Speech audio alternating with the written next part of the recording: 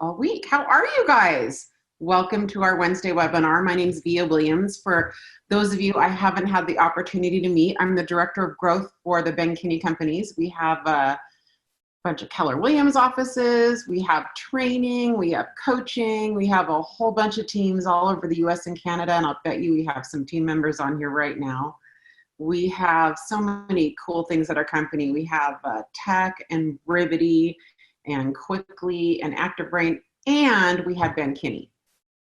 And Ben Kinney is amazing, and one of the amazing things he's doing is he is teaching what I think is going to be his legacy class, which is his Win, Make, Give wealth building class. He is sharing it to the world for free, sharing it for free. And not only that, he's writing a check, writing 6 checks totaling $10,000. The grand prize winner, and I actually don't know how they're going to draw the name, but the grand prize winner is going to get $5,000, and then 5 extra people are going to get $1,000 to go towards your, I think your stock account or your retirement account once you complete the class. So I highly, highly recommend that you guys sign up for it. Everybody who's been a regular on our Wednesday webinars, you've got to sign up for it. It's really the core of, I think, who we are, teaching people all around us to build wealth.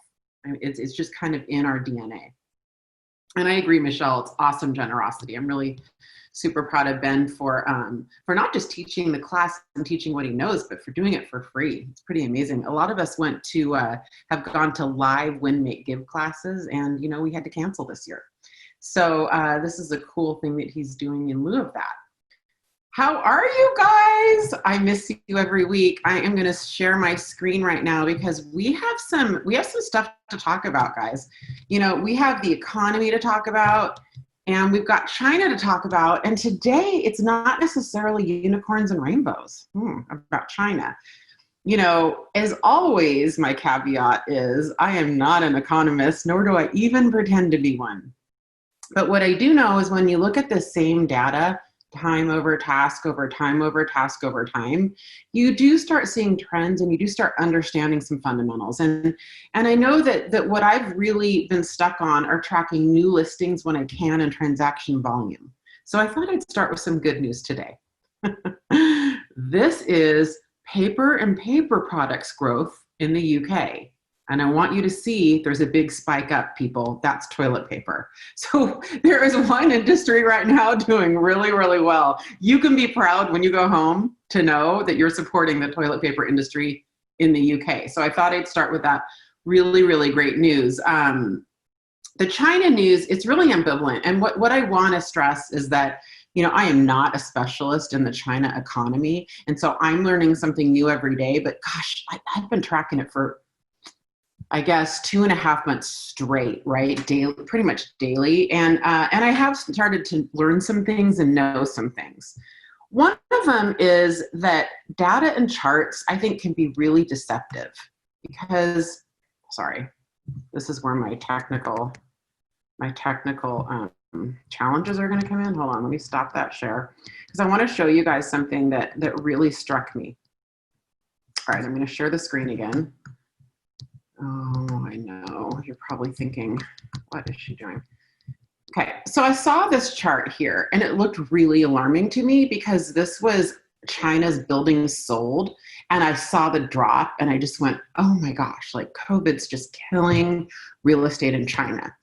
And then I pulled back and I thought, well, let's see what this looks like in a 5-year context. Please, people, it's totally seasonal. Then when you see things in a 5-year context, it's not as scary. So I think sometimes a lot of these charts, when we're looking at China, they're diving down because this is their Chinese New Year. Chinese New Year is like that, this year anyway, was like that January into February place. And that led right into COVID. Well, that's like tracking real estate between Christmas and New Year's, in the US. So of course it's going to dive down, right? So I just wanted to share that even though that didn't look rosy to me, this makes me feel a lot better. That is just a pattern that's being repeated over time, right? So I thought that was interesting. What, maybe I didn't love was, let's see if I could well, I can't really zoom in. This is their GDP growth. But I guess my point about this is that it's been in the midst of what this economist is calling a structural slowdown for like 10 years. So, in a way that kind of made me feel better that COVID probably wasn't interrupting that structural slowdown, right? COVID's not structural. It's like an external event. It's a crisis, right? So I thought this chart was somewhat interesting.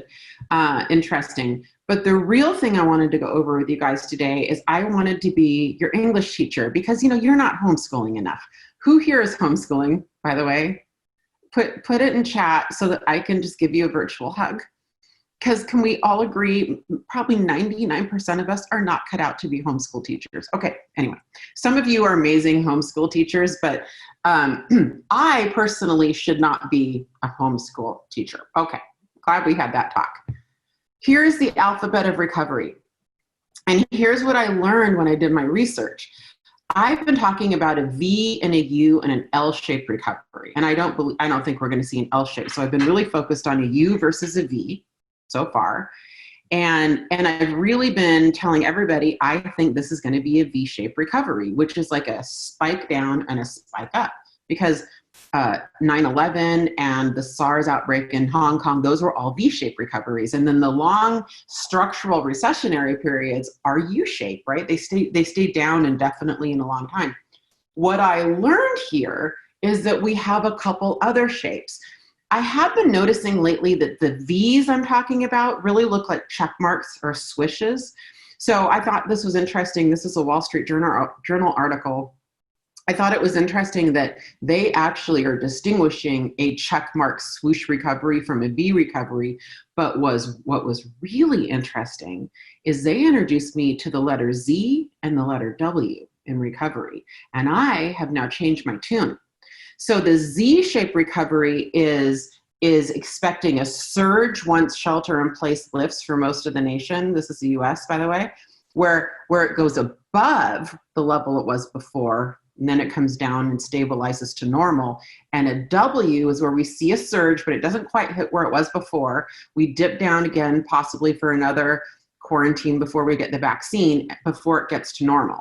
So we had fun with our polls last week. So I'm going to have Patty pull up a poll right now. I am curious what letter you guys think we're going to see. Are we going to see a V?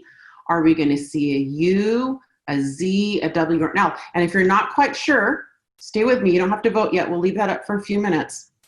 This is what the Wall Street Journal is defining as a V. Okay, this is a 1974 recession, and they're saying this was a classic V-shaped recovery, where it went right up like that, right? And then the swoosh recovery, this was after our big 2008 recession.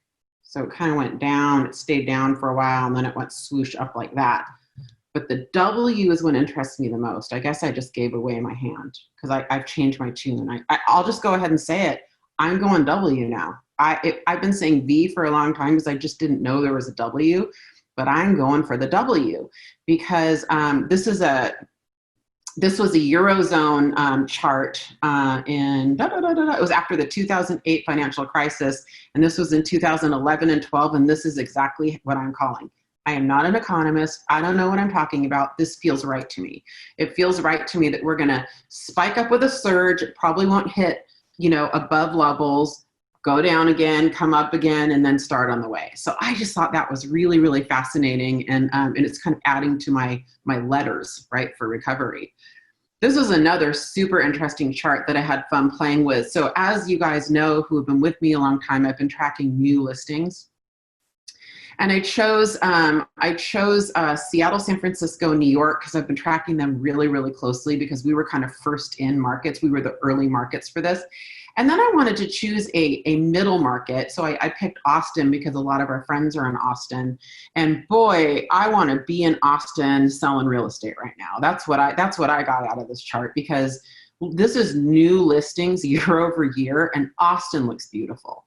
You can see that San Francisco and New York City, and I think Seattle, although this isn't showing, I think all three of us have passed our bottom. Yay! I think we've passed our bottom in the bottom of new listings, which means I think we're on our way up to more inventory, which means I think we're on our way up to more transactional volume, which is exactly what we want to see. Because remember, for us real estate agents, we care more about transactional volume than we do appreciation or depreciation, right? So these are really promising charts. And then the last chart I wanted to leave you with this week is this is as of yesterday. And of course, I'm tracking King County really carefully, A, because it's my market here in Seattle, but B, we were the very first market in the nation hit. And we've been in some kind of shelter in place here since the first week in March, since way before everybody. So May 1st through May 12th, year to date, 2020 versus 2019, we are down 38, almost 39% in total for sale inventory. We're down about 45% in new listings. We're down about 47% in solds and about 13% in pendants. When you look at April year on year, because we didn't really get a chance to go over April stats, when you look over April, we were down almost 30%, 29% in all inventory. We were down 37% in new listings, about 30% in solds, and 37% in pending sales. So we really dove in transactional volume, and we're only down 13% now. So King County, I think we've hit bottom in transactional units, at least for this part of the W. So that's really, really good news for us, right? So it's looking like you guys agree with me. Although it's also looking like there's a lot of, trying to read this chart. Okay, yeah, you guys all agree, 54% for the W. So 54% of you think it's a W. Checkmark Swish, 15%. Z, 14%. I see the validity for the Z2 and for the V, guys. V's only 12%, and only 2 of you guys are seeing an L. So this is interesting to me. Fascinating. I might publish that. That's really cool. Thanks for participating. Hattie, why don't you leave that up a few more minutes, and we'll see if anyone wants to add to that from what they learned. All right, guys, thank you. I always like to start with some kind of a context. So hopefully, do you like that? Do you like the China tracking and the US tracking? I'm waiting to see if the chat box goes off. Let me know if you guys like that. All right. We have an awesome webinar today. I want to just spend 5 or 10 minutes talking about new construction, because we haven't really done that a lot. And new construction's its own sector. And really its own niche. So I'm happy and proud to introduce someone who is a national expert in new construction, Paul Hermy, owns and runs Team Builder at Keller Williams, one of the top. Paul, are you guys a top 100 Real Trends and Wall Street Journal team? Yes. Yeah, perfect, awesome. And full disclosure, Paul is my brother. So we should all probably disclose that, Paul. So Paul, I would love to know what you're seeing right now, both locally here in King County, Seattle, Puget Sound market is your local market, Western Washington, and also what you're hearing about nationally. Yeah, thanks for having me on, by the way. I'll get over the hurt of, waiting 5 weeks to be invited on, but that's okay. I'll go nationally and then kind of talk about what we see here. I was just on a webinar right before this, and a quick little poll from about 200 builders nationwide, and just about 80% of builders are holding firm on their prices. 19% have actually increased prices, which I thought that was super encouraging. 21% of builders nationwide, again, these are general numbers, they've increased their kind of buyer bonus incentives. And then about 14% of builders nationwide have got an increase in cancellations or rescissions. So that kind of jives with what we're seeing here. Going into this whole thing, I went worst case scenario, like the 2 people who voted for an L-shaped recovery. Mm-hmm. I'm a swoosh, by the way. Are you? Okay. Yeah. But that's okay. I was predicting or forecasting, just to be super conservative, 15 to 20% of can rate. We're probably at 2 to 3%. Oh. And one of the big things here in the Puget Sound and with new construction is I think we're insulated quite a bit. Number one, our price points are high, so our buyers are coming from industry with high wages and salaries. In our market, that translates to the tech world. So we're not seeing layoffs. We're seeing Amazon, for example, go the other way with massive hirings. So there's some insulation in the new home construction world in our marketplace, and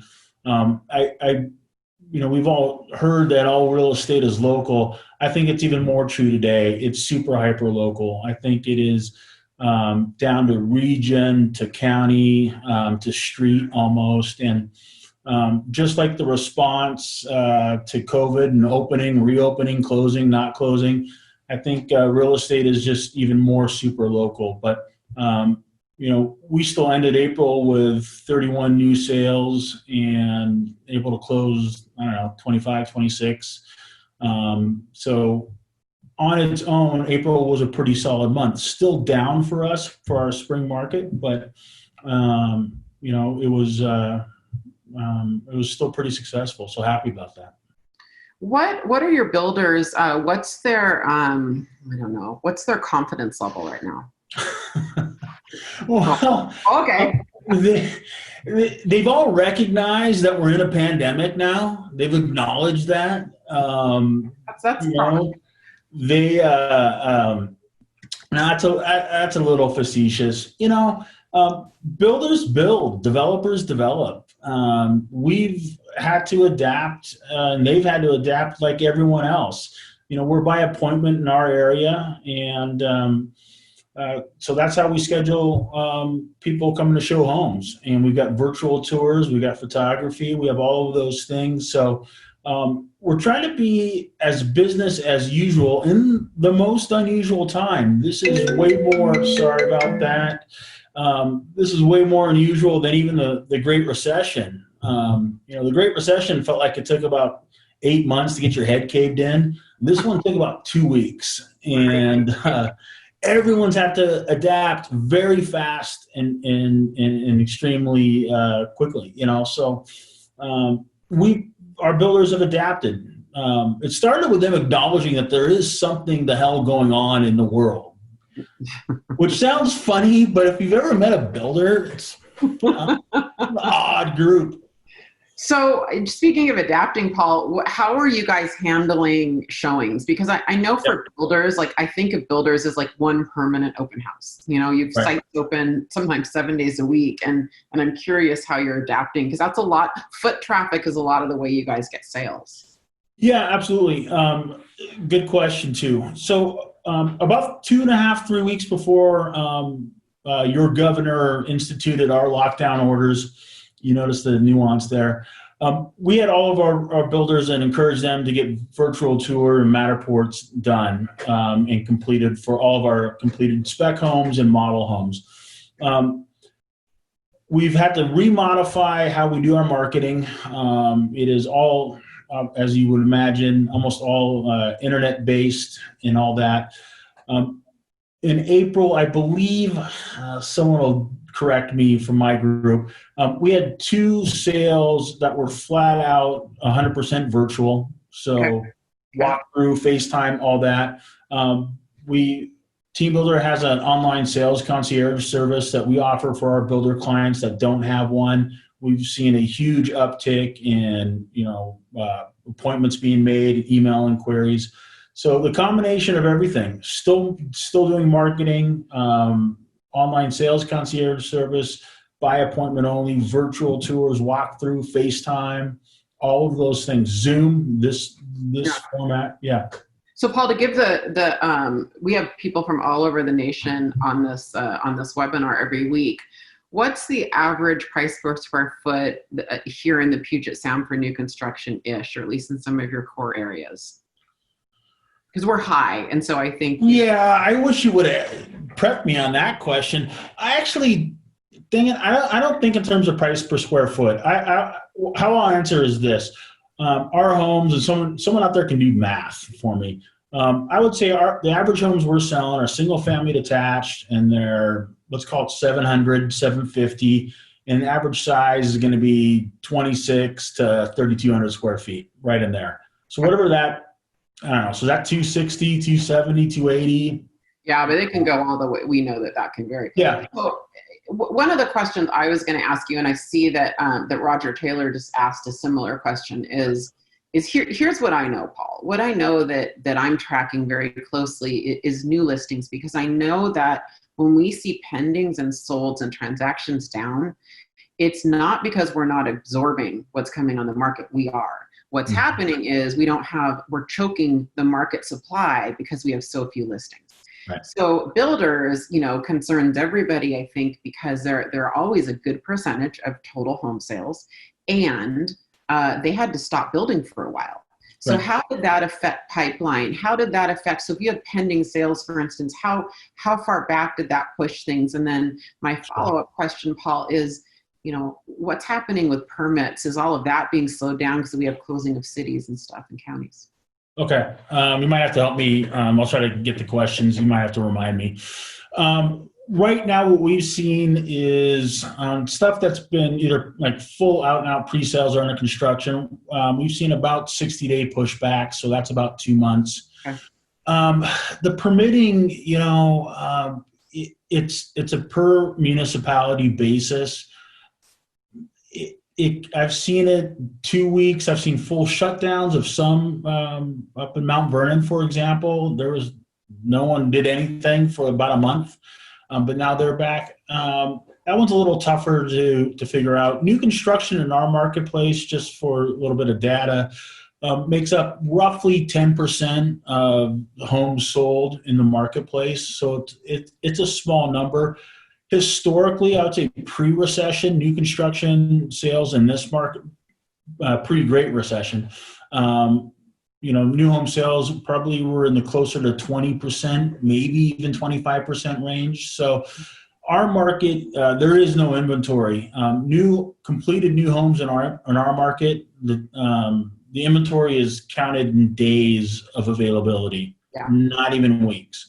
So, this event, COVID, has exacerbated an already low inventory, which is why I think for right now we're seeing prices remain the same. We're not seeing huge incentives being thrown out there. We're certainly not seeing price decreases. We've got a couple builders in some pockets looking to incrementally bump prices a little bit. So again, it goes back to what I said at the very beginning.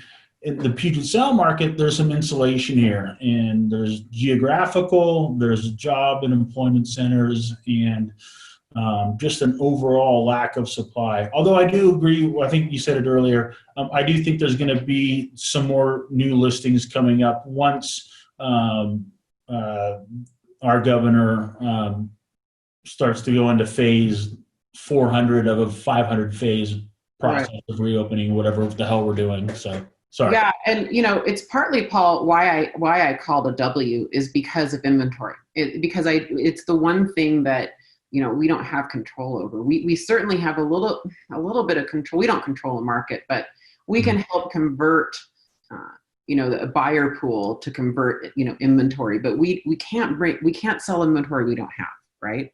Mm-hmm. And new construction's a big part of that. Last question I have, and then I'll let you go, because this is just a personal indulgence question. I have been wondering, is this going to weaken urban condo sales? Are people not wanting to share air? Are people wanting to get out more, get into the outer lying areas? I've been really secretly wondering that, not so secret anymore. Let's see, how many people are on this thing? 186. All right.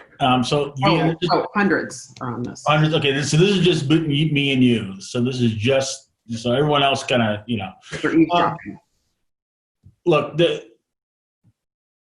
I think the trend has already been, especially our millennial buyers. They're already getting out to the suburbs. In some cases, the exurbs. Being stuck in a downtown urban environment, in a tower or a building, whether you're renting it or you purchased it, with all these great amenities that you can't use, Is that something that's going to be attractive to buyers? I don't think so. At least in our market. There's always going to be a multifamily market in urban core areas. If I was bringing a condo project online right now, I would be super worried. I'd be super worried if it was for sale, and I'd have some concerns if it was going to be for rent. So, what we all think, in the last webinar I was just on, had the same thing. Look, if push comes to shove, if people can afford detached product, they're going to buy it. Not everyone, so I'm not making a blanket, whatever, but I'd say the majority of people. So, it'll be interesting to see how this changes the dynamic of true in-city living. Maybe not as cool as maybe once was. For right now. Yeah, thanks, Paul. Really appreciate your time. Really do appreciate that, and we'll certainly track that. So, Paul Hermy, team builder here in the Seattle area, we appreciate you. All right, I am going to bring on Joe Slaughter. You ready, my friend? Yeah. All right. So Joe Slaughter, you are you have an incredibly successful team in Olympia, Washington, right? Thanks. And you are also our productivity coach there, right? Correct. Yeah. Okay. So I asked you to come on. I said, Joe, I want you to come on and tell all of our amazing Wednesday webinar people what is one really good script or tactic or technique that's been working for you the last few weeks, because I know you've been doing a lot of business the last few weeks, and I also know you coach agents. So tell us your secrets. So kind of back up just a little bit, because why I think we're doing well right now has to do with how we train and how we do what we do. So a big part of how we train any agent on our team, or when we talk about it in productivity coaching too, is there's kind of two approaches to the sales cycle in working with clients. You could either be a butcher, which is driving sheep to, the slaughterhouse, and I don't think anybody really likes that, or you could be a shepherd, and that is getting out in front of people, getting out in front of the process, and leading them where they want to go. So that's always the context we talk about, being shepherds, not butchers. And that really leads into, we train people to be read and respond. So all of our scripts really follow around listening, engaging people through questions, affirming that they're hearing the questions, that you've got what they're at, and then you set a direction. So when we're doing circle prospecting, obviously, because we normally do a lot of open houses, and that's changed. But so, we're starting to do just a lot of calls, and the call is in essence like, hey, did you see the listing coming up? And it's using the door knocking script. So we're adapting that and talking about, hey, we can't do open houses, but I would still love to know what you love about your neighborhood. Could you tell me 2 or 3 things that you love about the neighborhood? Great. And then just follow through with whatever way they start going. They start telling you what they love about it.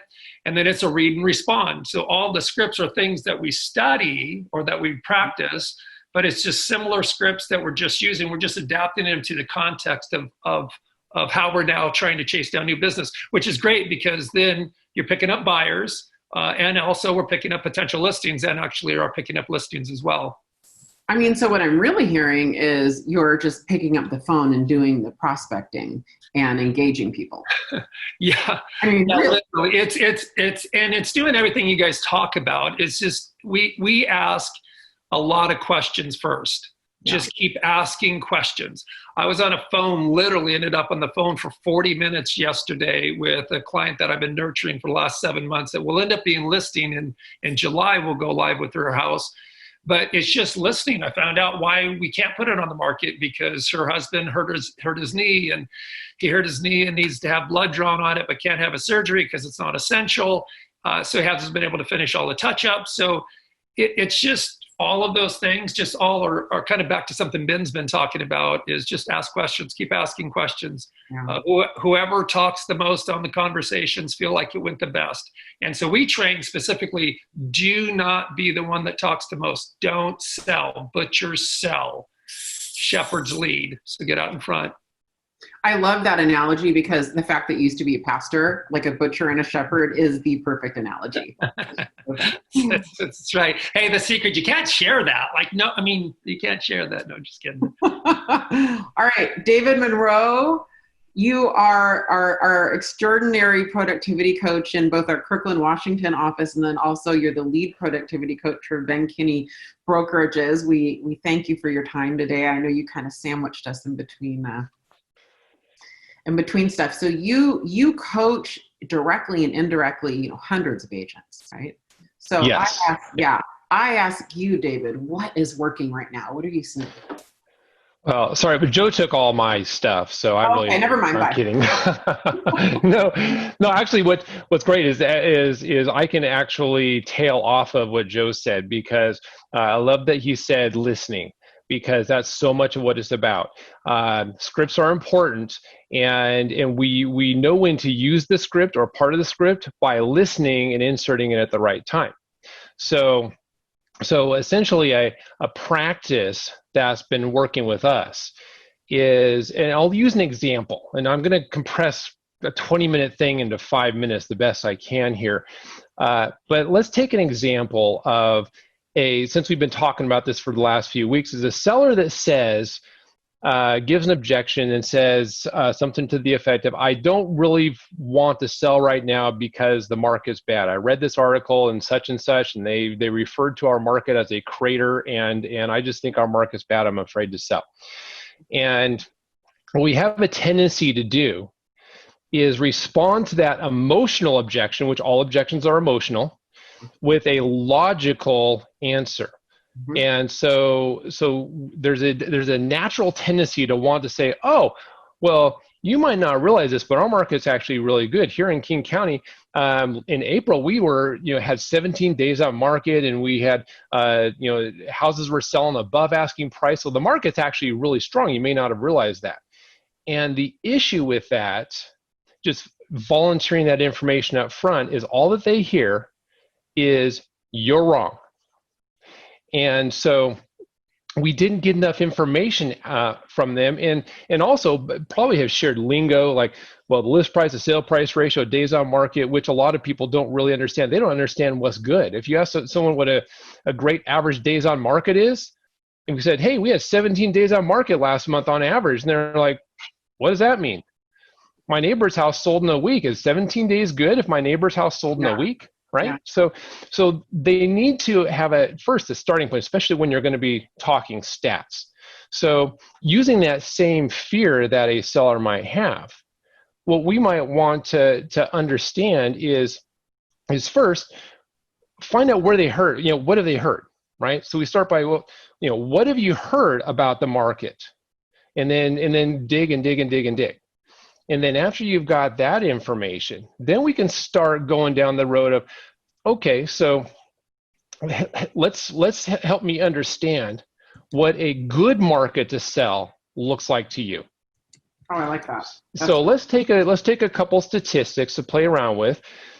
So if we were to look at something that we in the industry call days on market, that is how long it takes from a house from when it gets listed on the market to the point where they've accepted an offer. So let's look at that. Now, over the last 3 years before this year, the average for April in our county, for last month in our county, was 24 days. So with that as a reference point, as an average, what would a good timeline on that days on market, time to sell, look like to you, as far as what you would consider an acceptable market to sell in? And let them talk. They might say, well, last 3 years are pretty good, so anything 24 days or below would probably be pretty good to me. They might say something like that, or who knows what they would say, right? Mm-hmm. So if they say something like that, you can say, okay, good. So to confirm, if houses on average in our county are selling in 24 days or less right now this time of year, then you would consider that would be your definition of a good market, a strong market. Once they say yes, you can say, okay, would you like me to share with you what the days on market was for last month here in our market? Now, again, we're asking them the question to get permission to share the stat. And once they say yes, then you can say, well, for April, it was 17 days on market, which is actually the lowest on record for the month of April for our area. Does that surprise you? And so you've gotten them to the point where you've disarmed them, at least, right? Because now it became, they've just shared to you what a strong market looks like from that perspective, and then confirmed it through the stat. Yeah. Same thing goes for the list price to sale price ratio. You could say, okay, so let's look at another component of the market that we use to measure the health of the market. So that's what we call list price to sale price ratio, which that's in relation to the asking price, how much are houses selling for in relation to the asking price. Where 100%, it means that on average in our area, they're selling at asking price. So with that in mind, what would a healthy, strong market look like to you from that component? And then listen.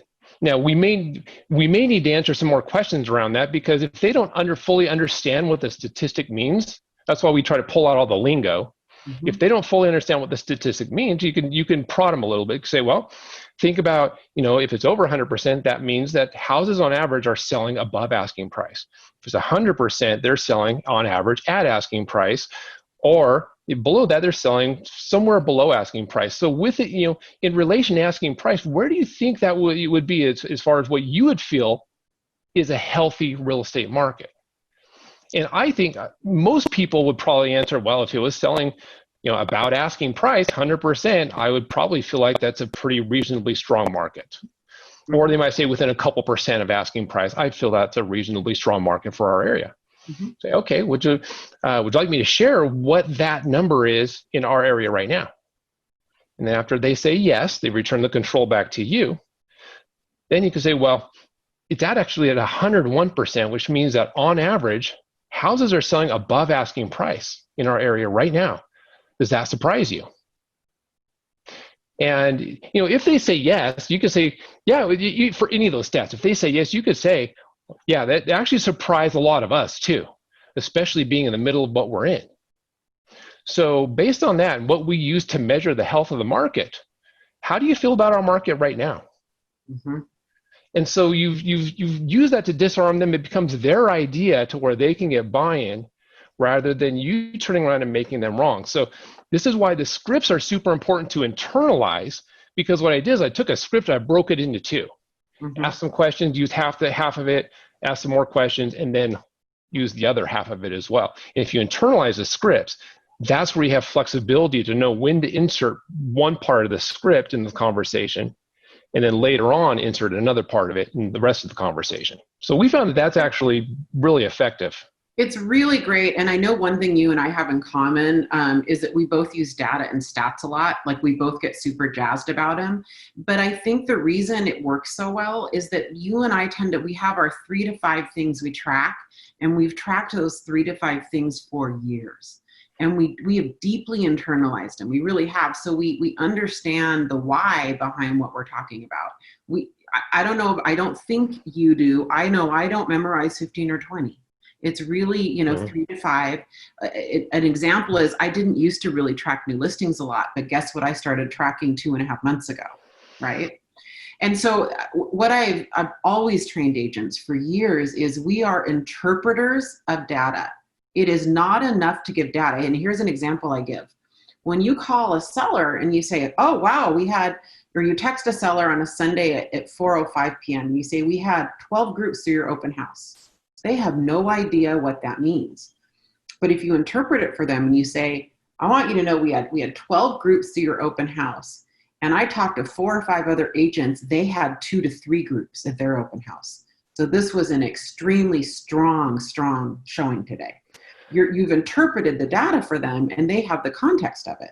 And that's a super good point, Via, because people who are not in the industry don't have the same frame of reference that we do. They don't know in a relative sense what that actually means. And so using a comparison that gives them a frame of reference is super, super powerful. Yeah, we need to move on to Corinne, but just in closing, David, I think what's so genius about what you just taught us is that the way to win in communication, and guys, if there is anything you get out of this today, write this one down. The way to win in communication is to talk in benefits to the person. You all don't really care what I'm saying. You really don't today. I love you for it. It's okay. It's in your DNA. What you care about is how this affects you, right? So when I give you guys data and stats at the beginning of these webinars, you know what I'm doing? I'm trying to feed you scripts so that you can take that and you can use that to talk to your clients, right? And the same thing with David. When David walks you through this stuff, that's exactly how it benefits you. You can take our scripts and take our approaches and just copy them. That's what we're here for, right? So David Monroe, thank you. Can we have you back? Are you willing to come back? Absolutely. I have a feeling my phone's going to blow up because it was really great. So I appreciate you being on here. Joe Slaughter, David Monroe, thank you, gentlemen. I'm gonna bump you down to attendee because I am just going to be locked and loaded right now on my good friend Corinne Nguyen. Hi. Hello. Look at you and your fancy virtual background. Yes, that's to hide the real stuff that happens behind me in my house. I know. It's good. So homeschooling and working from home. Yeah. So let me introduce you, and then I'm going to ask you about that. This is full disclosure. I have all these disclosures. Corinne Nguyen is one of my best friends. We're both in a very tight knit group of girlfriends that we call the dolls, which one day we'll tell the story. It's funny. And we're in business together. We're business partners. We have a company called Amplify, and we do an event every year that's unbelievable. Corinne's based out of the Phoenix, Arizona area, has a highly, highly successful team. We've flown her out to teach for us before. She's absolutely incredible. In her peak year, did 1,000 units, which Corinne, I'm still blown away by that. But on top of that, you have an incredible husband and 4 beautiful children. That's the important thing, right? That's the highlight, that's for sure. How are you doing all of this? Well, I think it definitely having, a supportive spouse makes a big difference. And although I have kids that I'm homeschooling, they're of age that they're a lot easier. I have to check in. What is the saying? Where there's no accounting, there's no accountability. Yeah. So I've realized, as responsible as they are, I've still had to check in and make sure they're doing their work, but they're all of ages that they're pretty self-sufficient too. So yeah. Well, can you kind of tell us, can you tell us a little bit about your business pre-COVID, right? Kind of, walk us through what your team looked like and kind of where you get your business and the general overview so that we can get a context for what we're going to talk about today. Yeah, so last year we did just short of 400 transactions for about 103 million in volume. In Phoenix, our average sales price is about 280,000.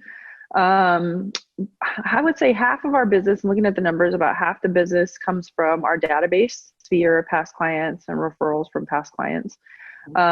We have 25% roughly that's, open house. And then the other 25% comes from a mix of internet and social media. This year, the dynamic has changed a little bit more. At the end of last year, we entered into what I would consider, more of a partnership with Zillow through their Flex program. And so this year, we've seen an uptick of having, maybe like pay-per-click internet to be more Zillow specific on that end, because the conversion's been really great for us with that. So pre-COVID, I think, in the Phoenix market, January, February, first part of March before it really hit, was prime time open house for us. And so that was a big pivot and change, was having that piece, go away, and an alteration that we had to make. And then obviously the conversations that we've had, what I would say is, not being tone deaf. And, where we've done, a lot of circle prospecting, even around open houses, we can't just call with the normal scripts of, hey, I'm just calling to check in and see how your home search is going. Or, hey, we're having this open house. Have you ever thought about, what are your real estate related plans for 2020? You can't call in with those tone deaf scripts. So we've definitely had to make some pivots and adjustments given the change in the environment. So let's talk about that. So what did it look like in Phoenix? Because I think Phoenix looked a little different than some of us are experiencing in that you guys came to the quarantine party a little later, right? When did you guys get official shelter in place there? Yeah, I think we just looked at this morning, and I think it was May 19th, Yeah. if I'm correct, or March 19th. Okay. Yeah, not May. March 19th is when we had the shelter in place. I think the biggest difference, though, for us here in Phoenix is that we had a lot of businesses. It was kind of a joke. Our governor's not on here, so I can say this, but it was kind of a joke that it was a shelter in place because virtually everybody was an essential business. And so when you have all of these essential businesses, it's like, well, what does that really mean then, with the shelter in place? And really what it came to be was, schools were out and nursing homes, right? You couldn't go into the nursing homes. So those were the biggest changes that we experienced. And so, so real estate was always essential. Real estate has always been essential, yes. Okay. And how did that, do you have any specific physical distancing requirements through your MLS or your realtor association, or is it just kind of use your own judgment? Yeah, it's use your own judgment. So, obviously, we're seeing more people use masks as restaurants are going back into place, but that's not even a requirement. So yeah, as far as like governmental or rules that have been put in place on us, no, we haven't actually had those strict regulations to say that. Okay, so let's walk back a little bit, Corinne, to March. You saw it in Seattle right away because we're close, and I was on all over our group chat because it happened to us like February 29th, March 1st is when it started happening here. And so what was the first sign that real estate was getting affected in Phoenix? Do you remember when you first kind of started going, okay, here we go? Well, I think when they put the shelter in place, that gave something more formal. And I think what happened was, I can speak, specifically in the real estate community, people didn't know how to take that. How long is this going to last? There's a lot of uncertainties. There's a lot of unknowns. And to me, and we've acknowledged now, you can't say it's business as usual. That's one of the biggest mistakes to make because it's not business as usual. But more meaning, hey, we still have to move forward, right? Like we can't go in timeout or in vacation mode or take a hiatus. And I didn't realize how many people, agents specifically, had furloughed themselves. Of course, not inside our team, but, we would say that saying, right? Like people had furloughed themselves and they're just kind of on the sidelines thinking, all right, we're going to wait this out and see how long it lasts. And I think, you and I know, because we're in, a lot of dialogue and in dialogue with other people and getting to be in conversation too with Gary and leadership at KW and Ben, that we don't have time to wait this out. Like this is not anything, it's not like a 1 or 2 week thing that we're just going to pause and then come back from. Yeah. And so I think it was knowing pretty quickly that we're going to have to just find the way, the whatever it takes mentality to keep on going. And navigate through it. We found it here, and I had Brady Sandall on last week from Palm Springs, and he said it was the weirdest thing.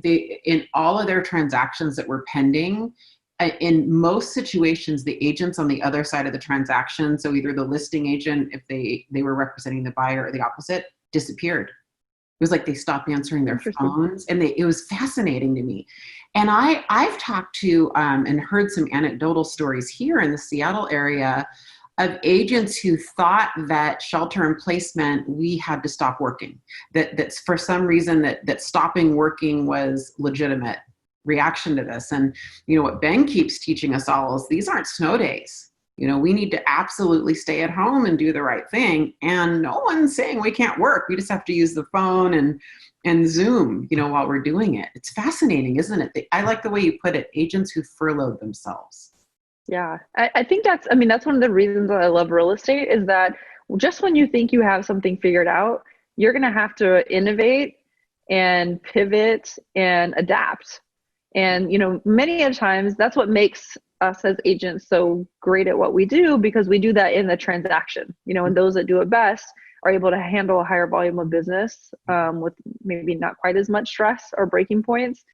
And so I think this is a lot like that. It's about the ability to adapt and pivot and innovate and come up with ways of, if we cannot, those are things that we were planning out, because for us in Phoenix in 2 days, pretty much everything will be lifted schools aren't going back in, but the shelter in place, you know, in restaurants and everything is, you know, officially lifted. It will have expired and not to be extended. Yeah. And I'm still under the belief of, I don't know if it would come back. You know, we have also not hit the peak actually here in Phoenix. So could this, you know, to your question, your poll question earlier about the V, the W, the check mark, you know, what is it going to be? Since we haven't hit that peak, are we going to have one in place again in the future? You know, if once we do hit a peak, and what's that going to look like? Do they change the essential businesses? And, you know, possibly we're not considered essential. And then what does that look like? And so, you know, I tend to be more futuristic strategist. So I'm definitely looking at and had already put some strategies in place if we didn't have the ability to continue to show homes and sell as normal. What did you vote for, by the way? What letter? I had W. Yeah, so, okay, we both think W. So let's go back to something you said. What was the first pivot you did? What was the first thing that you said, all right, guys, gather the troops. We have to do this differently? Yeah, so one of the things I think we had in our advantage is that we have Zoom meetings. So we do a stand-up huddle every single morning from 8:30 to 8:45, where we just do like wins, grateful for, quickly recap what things we have going into escrow, and then information in a chant. And so sometimes, you know, we have a pile of agents that are in the office and other people Zoom in. So that was an easy pivot that we just said, okay, we're all going to be Zooming in. And to be honest, we've actually had a pretty consistent group of agents that have continued to come to the office. I made the decision not to close the office because we didn't have, with the square footage that we had and the number of people attending, we were still responsible with our social distancing and able to accommodate that. And you were essential, so you had that prerogative. And we were essential, so we could keep doing that. So I think it was continuing to do the Zooms, and then everyone just plugged in to Zoom. But I think next to that was saying, hey, since we're used to having this connection in the office, you know, most of the day, every day, and that's gone away, we need to be in connection mode more. And so we went to having an afternoon Zoom as well, and the content just changed. So like Monday was, you know, book conversation, Tuesday's a mastermind, Wednesday we would do a midday training, so we opted out for that one. Thursday we did gratitude and reframes, and then Friday we did happy hour, and we did it a little bit later in the day. Because what I found is we could talk in the morning and everybody would be great, or somebody's mindset would be great, but that was not an indicator of how they'd feel by 3, 4, 5 o'clock in the afternoon, let alone the next day. And so they're not mandatory, they're optional. And I think as things have gone on, less people are plugging into them because they don't feel like they need them. Their business is, you know, back even busier again. And I think it was an important piece that we put into place to just keep extra connection and communication with each other. Yeah, you know, it's interesting you should say that, Corinne. You and I, we had Mastermind Week at Keller Williams a few weeks ago with Gary Keller. And Keller Williams research found that they are losing people around noon. So everybody, you want to try to get as much of your phone calls and meetings that you can done by noon. What they're finding is people are derailed by then. You know, they take that lunch break, they go help with the kids, they have their, you know, their 2, 3, 4 hours of focus, whatever it is in the morning. And it's a lot harder. Their appointment cancellation rates are way up in the afternoon, and just flakiness in general right now with everybody in quarantine. So it's a lot harder. So I think these afternoon check-ins are really important. We also instigated them. Yeah. So I think one of your superpowers, Corinne, is you just have this amazing mindset. And I think your superpower comes in that you are a student, you're a lifelong student of how to constantly improve your mindset, you know, and mental toughness. I think of you like a mental Olympian athlete. You know, I really do. I think of all my friends you have an incredible life testimony and story that I hope I can interview you in a longer form, and you'd allow me to go there with you because it's very poignant. We will both cry. It'd be impossible for me. I trust that. Yeah, to go through your life story without crying. And so, without getting into details, can you talk to me a little bit? I think you have so much to offer everybody here today on what you're doing internally to stay mentally strong. Yeah, I think I had the blessing of doing a webinar last week, and it was or a Zoominar, we'll call them, right?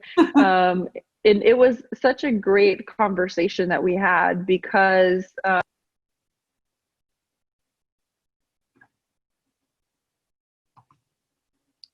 Are you guys hearing her? Is it just my audio? did you hear me? There you go. There you go. You came back. We missed. Okay, good. Yeah. I didn't know I disappeared. Yeah. I was just saying I had the blessing last week to do a different Zoominar and share, you know, some of the things I think that have really helped me come from some really low and dark times and have the resiliency to bounce back from that. And then really overall have a passion and maybe almost an obsession of, you know, mental toughness and mental fitness. And I'm just going to give a quick analogy because I think it makes the translation so powerful. And I said this last week. We look at physical fitness. You know, there's a lot of talk about physical fitness, but mental fitness or mental toughness, I think also gets lumped into, like, we only talk about that if there's mental illness or mental weakness. And so then there's more of a stigma or a less vulnerability maybe to talk about it in such a manner. But when you think about on the physical fitness side, most of us can walk on a flat surface, right? And we can all agree as we start to walk up a hill, that's going to take more endurance, right? And if we start to walk up a steep mountain, that's going to take even more endurance, especially, you know, depending on the incline and how high the mountain is. Okay. Well, I think on the physical side, that's clear. On the mental side, what does that look like? What are we doing to build ourselves up to be able to take not just the hills, you know, that are going to come, but also the steep mountains? Oh, wow. And where in physical fitness, I think, you know, we have that choice. You know, one of my real estate coaches, like, that's his thing. Like, he gets excited and it turns him up and on to, you know, climb all the highest peaks and summits. Our friend Diane, you know, has done that as well. Yeah. For another doll. And I look at that and I go, that's probably not something I'm going to choose to do. However, on the mental side, life is going to hand us the mountains. We don't necessarily get to choose whether or not we want to climb the mountain or not. And if we don't have the ability to climb that mountain mentally and recover, we're mentally weak. We don't have the mental toughness or, you know, endurance. And I think just one of the ahas I've had is that life is going to keep delivering the lesson to me until I'm willing to get it. And so I've had to make this lately. Oh, yeah. Right. So I've had to make these adjustments to say, okay, well, if it's going to happen to me, there's got to be something I have to get out of it because it can't all be for nothing. I can't just experience all of this pain. I have to find the silver lining. And look, I've had some really, really tough situations. So I'm not going to be Pollyanna. I'm not in the moment going, oh, look at this beautiful gift, you know, that's come out of this situation. Sometimes it takes me, you know, the harder the fall and the breakdown, sometimes the longer it takes to find that. But I have a commitment and an obsession to completely reframe a situation and turn it on its head. And when I practice that, you know, again, it's not something that's going to happen in a day, a week, or maybe even in a month. But after doing it for a couple of months, let alone a few years, it comes faster and a lot more naturally, where things happen and it's just like the fog is lifted and things are really clear when they happen to other people, when they happen to me. And I can recognize that that's conditioning, you know, of me building that mental toughness. So I think that reframe to specifically answer the question, I think it's the practice of the reframe when something bad happens, to not let that go, not go, this is hard to think about, talk about, deal with. It's continuing to reflect on it and find at least one good gift out of it before you move on. Yeah, and also part of that reframing is practicing emotional regulation. Absolutely. Which I think, you know, a lifelong pursuit. I think for me, it's one of my biggest mountains to conquer is emotional regulation. You know, it's easier for some people than others. You and Ben Kinney run a little flatter than I do, right? Like, you're not as hot as me. I have to work on it much harder, I think, than you and Ben do, but everyone has to work on it. But it depends. You know, one of the things that I've realized too, well, number one, Untethered Soul has helped me a bit with that. Amazing book. Untethered Soul. Yeah, that's a life changer, Untethered Soul, by Michael Singer. And the other piece too is recognizing when I get hot, because I can run hot on some things, you know, if I have some team members watching, I'm sure Son is on, my husband, they're going, no, she's hot on a couple of things. And I've realized, well, why do I have an emotional trigger on that? You know, like, what is it? And so I think when I recognize that, having that awareness is, oh, okay, well, I probably see myself in this, or I have some culpability, or I'm guilty of that too, because I have to recognize it. Otherwise, I wouldn't have an emotional charge to it. So when that's you also helped me. Somebody, what I'm hearing you say is you recognize that's projection. You recognize that Correct. That's probably because you struggle with it and you see it in yourself. Yeah. Could be. Yeah. Could be. Or it could be my lack of doing something to, like, why are we still having this conversation? Like, somehow I must be contributing that. Or to your point, I'm projecting. I see myself like that somewhere. I'm looking in a mirror of sorts. Yeah. That's interesting. I'm surprised that, I feel like you have really solid emotional regulation. So that's good to hear that you feel like you... I'm really calm in a crisis. Like, I'm calm, like, the bigger the crisis, the more calm I am. Yeah. So that's probably where you see me flat, but there are definitely, you know, some things... Flat, that's a bad word. That's probably the wrong word, but... More emotionally regulated. Yeah. More emotionally in check. When I say that, it's a huge compliment. You know, it's something I aspire to. Yeah. Yeah, thank you. And by the way, that was like one of the highest paid compliments you can give me, to say, you know, you see me as mentally tough, right? Because that's what I aspire to, right? A mentally tough Olympian. I love it. That's how I see you, as a mental Olympian athlete. As an Olympian mental athlete. Yeah, I really do. So it sounds like to me your biggest advice you would give everybody right now listening is to learn how to reframe the situation, spot triggers, right? So spot emotional triggers, learn how to, you know, logically reframe a situation. Anything else? You know, I've been having a lot of conversations on how we view things as how we do things. I love that. So, you know, we kind of have this joke inside of our team too, of like, well, everywhere you go, there you are, you know. So sometimes we try to change like our physical atmosphere, right? Like, change a team, change a company, change a career, change a relationship. And when we don't, you know, make the change internally, we still show back up, right? Like, that same 100%. Thing is still going to show up. And so, you know, it's really like how I look at something. And we've been having a lot of really great dialogue and conversation inside of our team. And Son's done an incredible job coaching in these conversations.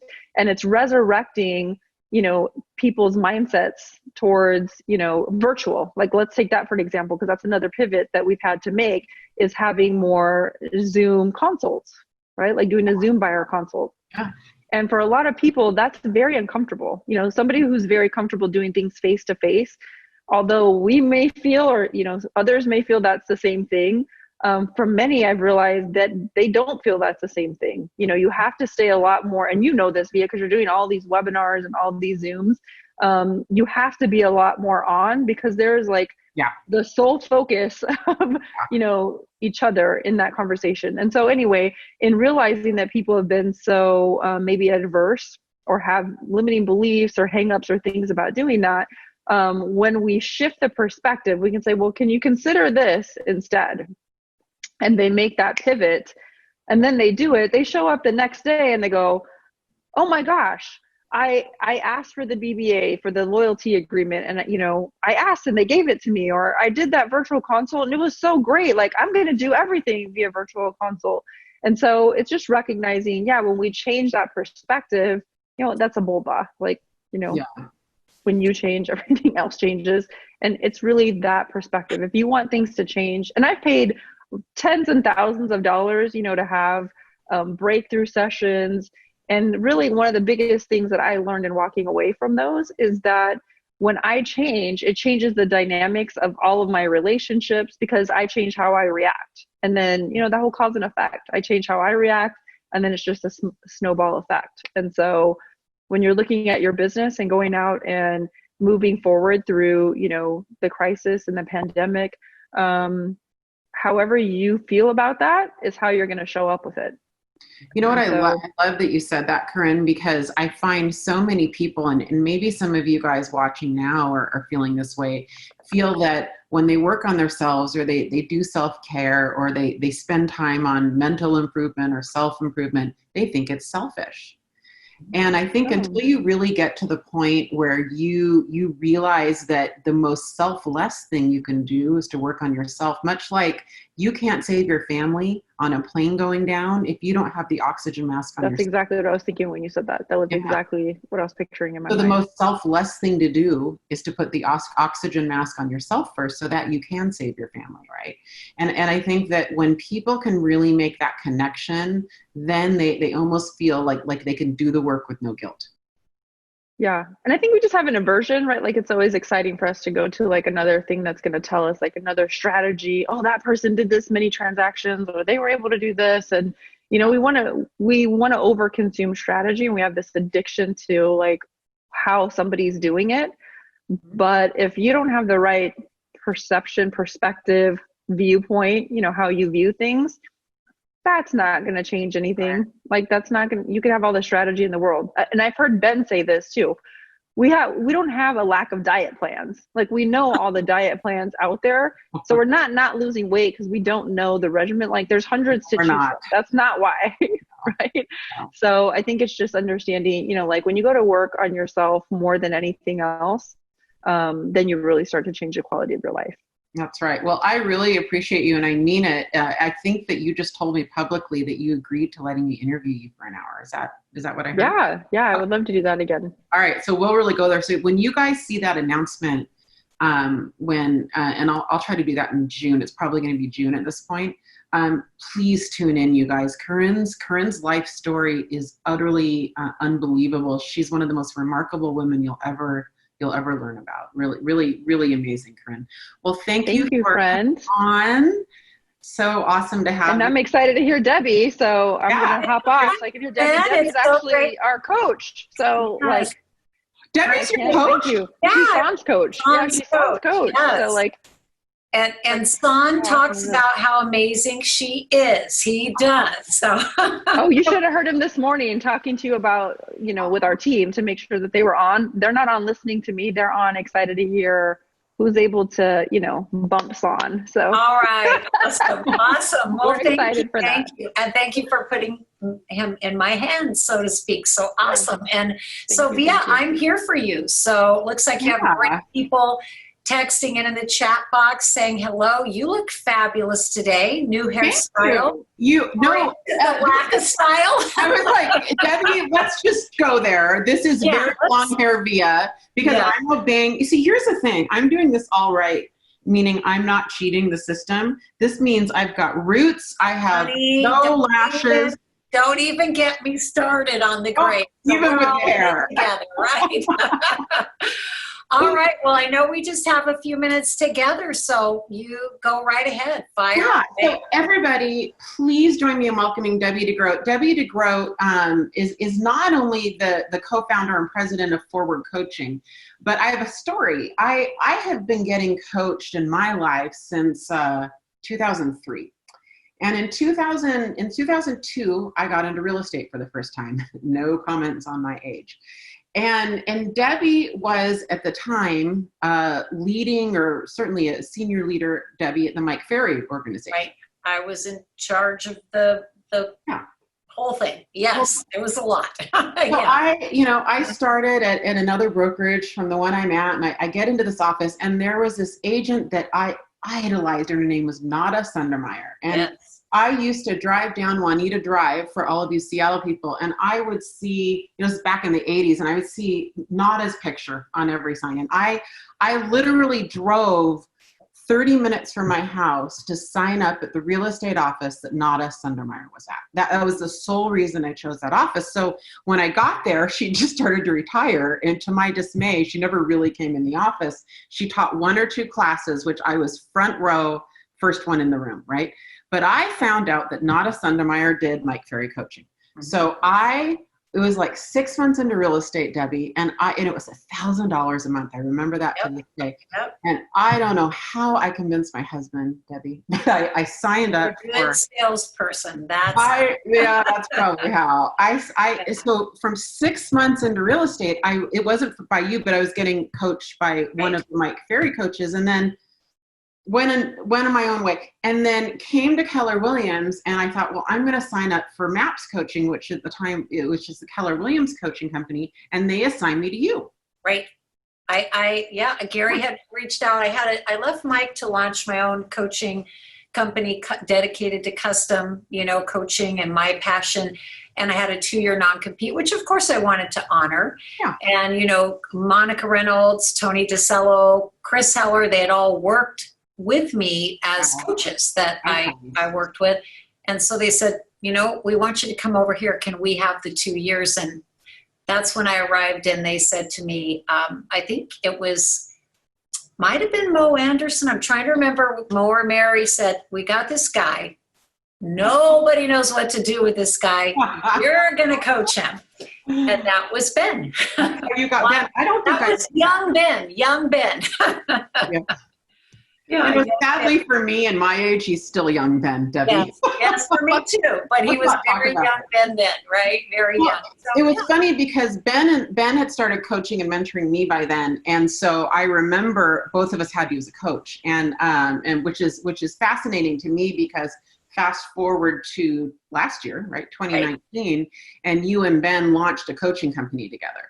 And so I always thought it was just fascinating that world that you came back in my world, and vice versa, same with Ben. So here's what I know. You have coached, how many agents have you coached, Debbie? Oh my gosh. Well, for me, we've done the math and lost count and stopped counting at over 80,000 private coaching calls.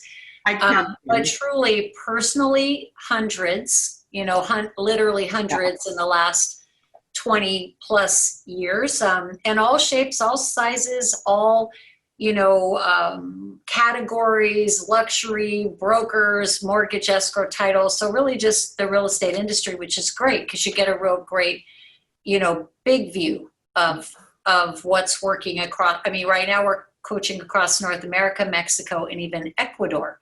So it's very interesting to see what's happening right now, especially. And actually, let's stay there a minute. So is it universal? When you coach agents from all different niches and geographic regions, is it different or is it the same? Well, that's the whole passion that I have here about what we do. And I say this not at all to sell you guys on us, but to have you look at yourself this way. Because I want to tee off of something that Karen said when she was talking about, everybody always wants to know what is everybody's strategy. And I remember that, as a newer agent, I would see people put deals on the board and I'd be like, well, they did FSBO, I got to do FSBO, or they did this, I got to do that. And it felt so like scattered and almost a bit stressful.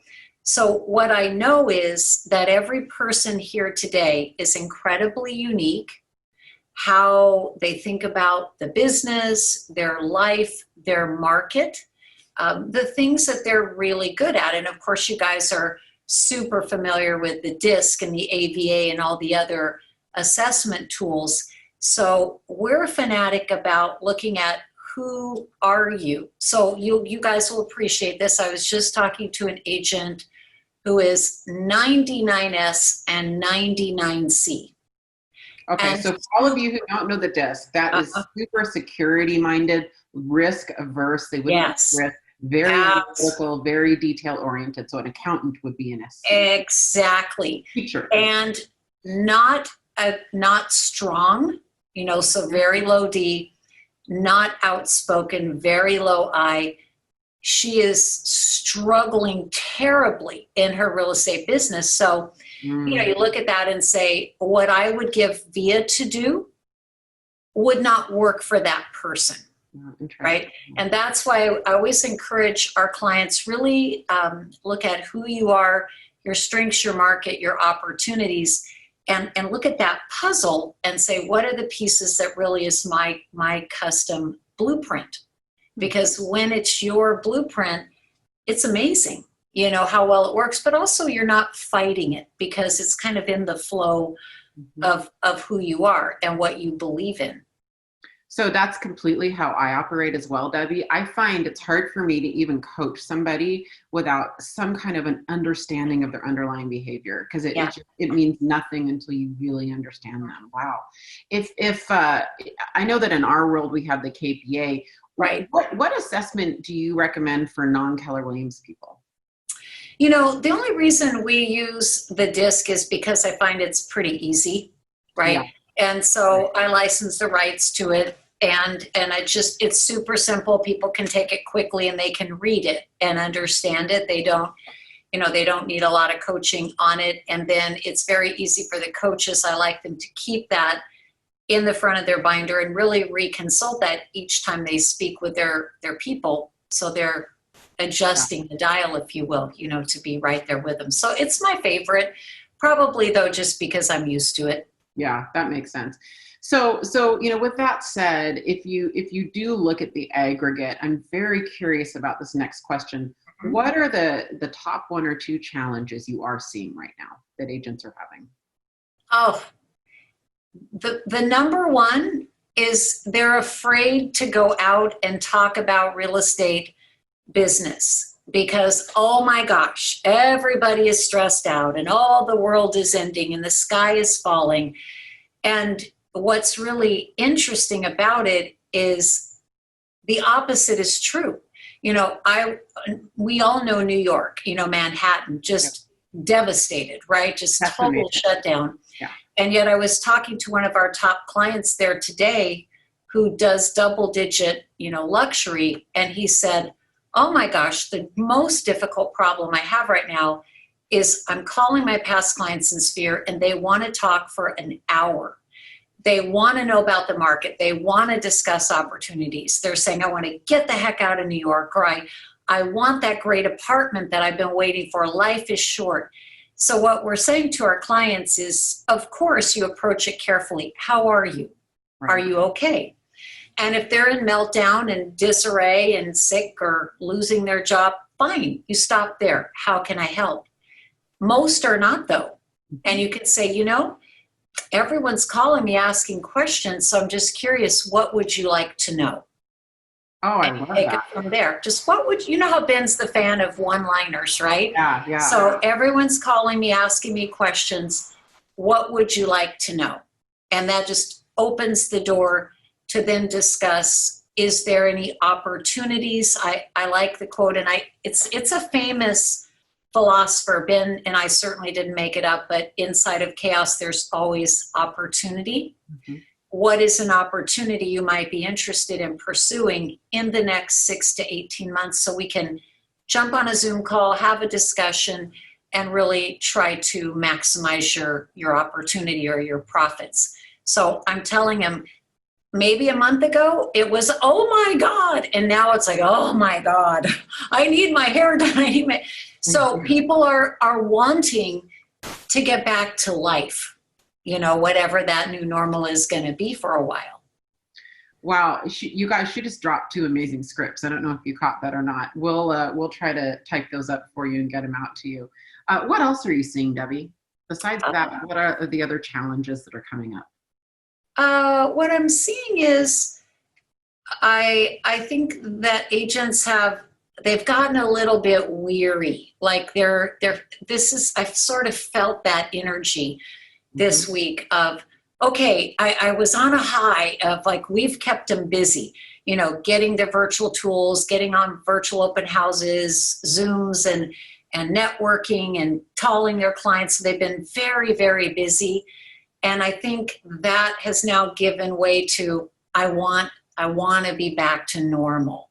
Okay. And so I caught what you guys were talking about, being good to yourself. I've really been encouraging the coaches to talk to everyone about, you need to have a day off. Just because your desk is on your kitchen table, it doesn't mean you should always be sitting there, right? So starting and ending time to your day, doing something good and fun for yourself every day, taking a complete day off. Like Ben will call me, on a Saturday and he'll go, what are you doing? I'm like, I'm cooking because my daughters are coming over for dinner, he's like, is that fun for you? Yes, it's fun for me, right?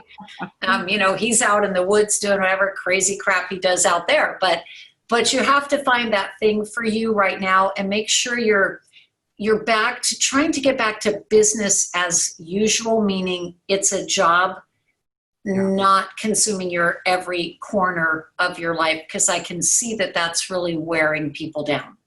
Yeah, I think I'm really glad you brought that up, because from the very beginning, when we were looking at decisions to make with our, 8 brokerages and mortgage, title, and escrow, Ben was really good about, I think, shepherding that process with our companies, because he kept saying, be careful that we're not making permanent decisions based on temporary situations or a temporary situation, because whatever decision we make has probably got to be sustainable for a very long time until we hit a vaccine. And right. He was saying that from the way beginning. And so it got to a point where it's just, I started internalizing it. And I found myself saying, hey, let's slow down here, because this is a marathon, not a sprint. Find our groove. Yep, I was really guilty of starting this off as a sprint. I'm not going to lie. I think I got caught up in the adrenaline of it for a while.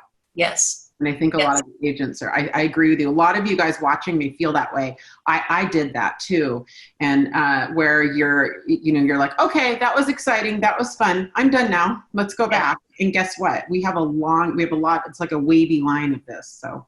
Well, and I think also too, sometimes you feel guilty. Like if I'm not always having a perfect day, then what's wrong with me? I'm weak. I'm having a meltdown moment.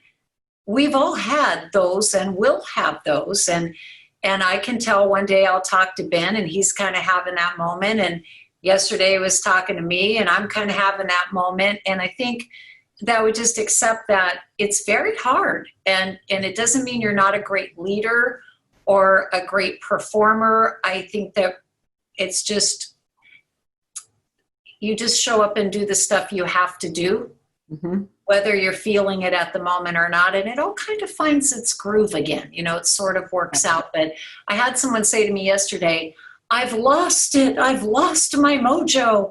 I hate it. I'm like, yeah, you'll get over that. I literally told her, you need to shut everything down, take the rest of the day off, go out in your garden and turn off your phone. And she sent me a text this morning. I'm fine. Right. So just like rebooting the computer. You know what Ben said to me yesterday morning when I was fighting it a little bit. And this is one of the best things. It has not left my brain in over 24 hours. So hopefully this helps somebody and helps you, Debbie. He said, exhaustion is a choice. Mm-hmm. It has been banging in my skull for the, however long since he told me. And it almost instantaneously changed my physiology, Debbie. Almost in an instant, I went, oh, well, I don't want to be that person. I want to choose to not be exhausted. And I got up from my chair. I took a little spin around where I'm working, and it was incredible. It's funny. He has a knack, right? He has a knack for exhaustion is a choice. I love that. Not by the way, not to minimize that feeling, that burnout feeling. I also want to honor that. But for me, it was a good message. Well, but I think to his point is we can run ourselves to death, or we can choose, to have some balance and to have a schedule. Like Ben knows, I'm at my desk at 6 a.m. I would love to be talking to him then, but he won't talk to me at 6 a.m. Right? No. And he would love to talk to me at 10 o'clock at night. I won't do that. But Via, I want to say I love your leadership, messaging and emailing, because I think you're always very real and very, very transparent. And I do think that's helpful when other leaders realize you're not going to be perfect and you're going to have those moments of doubt, and that's fine. And I especially loved your cupcake delivery. I thought that was very good. Thank you. Yeah, that's a good story, because that was therapy for Via. Mm-hmm. And what ended up happening is it affected an entire culture of our ELT, of our executive leadership team, right? So that was a great example of, if you are in a funk, go bless other people. Yeah. I mean, that is like rule number one to get out of a funk, right? Right, And exactly. thank you. I always say, I have so many flaws, and the one thing, probably my superpower, is that I do not have a need to look good and be right. I just don't. And so what I found in life is that it's surprisingly been good for me. Right. That not having that need is, I don't think of it as being vulnerable, and other people do. It just doesn't, occur to me. But I want to spend our last few minutes. There's a lot of agents that are excited to hear from you, I think, on lead gen. And I know you've been talking a lot about how to 10x your lead gen right now. I would love you to give us a couple really awesome tips and tricks to leave us with. Sure. And as a matter of fact, if you remind me, Via, and maybe we can even do it for this group again, right here on my desk, if you saw a pile 50, 100 pages high, Ben will tell you I've been agonizing and struggling and rebuilding the June 1 to January 1 blueprint. And I'll have that done, and I'll share that with you guys. And it's really just, worksheets and thought processes of really saying, okay, let's acknowledge the year to date so far, but then let's set a new plan starting June 1. We now know some of the dynamics of what the new normal is going to be. We know what our year-to-date numbers, we know what might be realistic to achieve. And so I think starting with a fresh plan, and Ben and I, and you guys have all heard it from Ben and probably from Via, we are obsessed with the fact that every agent needs to have, ideally, at least 5 streams. Ben says 5 to 6. I say, at least 5 methods of attracting business. And those methods can truly be your own methods. So of course, one would be database and sphere. If it's been open house in the past, maybe now you're moving to virtual open house. I do find that the majority of agents, though, have 2 typically that they do. And then it gets bumpy. It's not enough. So I think really defining where are my go-tos, and I need to do them flawlessly. Flawlessly. I have a great database, but I don't call them. You got to call them. Yeah. Well, I do my expireds, but I've kind of dropped off. Don't drop off. So fix the ones you have, and then make sure you have enough to have like 5 good streams. And then, we're really pressing for the 10-10-10, 10 calls, 10 emails, 10 texts every day. And I tell people, you can do just about anything for 30 days. Look what we've been through in the last 30 days. So just take the next 30 days and say, no excuses. I'm going to be dedicated at least 5 days a week to that 10-10-10, because I do think there's going to be a wave of momentum, and we need to stuff that pipeline right now.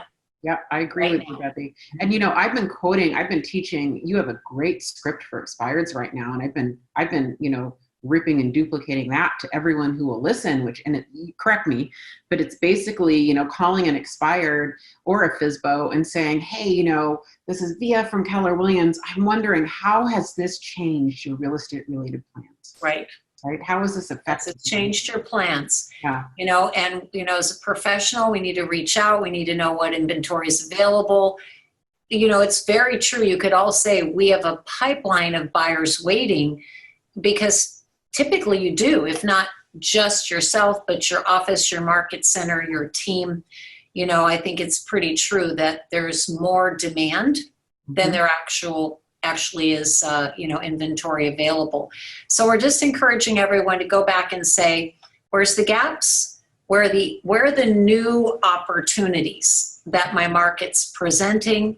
What are the additional lead gen systems? Not just, I have an idea, I might try, but no, what's the system you need to add? And then the big question I often ask is, what are you avoiding? And if you did it, odds are you would be incredibly successful. And just get them off the fence, right? Get them out there working. And I just think it's such a turning point. I feel like it was a wake up call. Guys, you can't mess around. You got to dig a moat around your past clients and sphere. You've got to dig in and truly own the lead gen. And this is just a weird opinion, but it feels like this reset the clock back about 5 years, where we were starting to see so much disruption of flat rate, cut rate companies, of, Zillow and every other portal trying to take the leads away. It's almost as if it's renewed the public's view of quality real estate agents. Yeah. I'm not seeing as much commission grinding, certainly not multiple interviews, because they're tough. I think people will feel they need you. This may have given you really a new lease on the power and the command that you have in your market. Who knows how long that will last, right? Yeah, so for sure. Grab it, gain that traction, and really build your database with quality future prospects. What I've been telling everyone, Debbie, is right now, you guys all need to be like sprinters in the starting block. And Yes. you need to be ready to go the minute quarantine's lifted in your area. Yep. You need to Ready make to go. hay while the sun is shining. You get your family prepared. Mommy and daddy are going to be working pretty hard for 30 days Yep. because I don't know if it's this W recovery. We don't know what it's going to look like. Is it We a don't. U? And if there's going to be a little uptick, please do me a favor and grab whatever it is that you can. Because what's happening is you don't operate in order to receive the number of leads that you might get in a concentrated period. Right. And I just want you to clear the decks, be ready, be prepared, have your systems ready. This is the time to do all that. And this also means you guys need to get on the phone and text and Facebook message and lead gen so that you can fill your funnel for that time. Right. And in my last, 30 seconds or so before I have to jump on my next webinar, speaking of your family and your children, what a great example, right? What a great opportunity to show them, when things get tough, this is what you do, and my daughters are twins, they're 27. And, I almost feel like this is maybe very valuable in their life, that before they got too successful and too cocky in the world, that they see life is unpredictable and you have to, meet those challenges. So if any of you would like to get a copy of the scripts Via mentioned, or even a copy of that report when I finish it, in case we don't connect again, just go ahead and shoot me an email. It's easy. Debbie@forwardcoaching.com. Just mention you were here with us today, and then I'll make sure that we do that for you. But Via, it's always a pleasure. You hang out with some cool people. Thank you, Debbie. We appreciate you. And thank you to all of you guys for once again joining us. And we please encourage you to invite your friends to this. We love sharing our Wednesday webinars.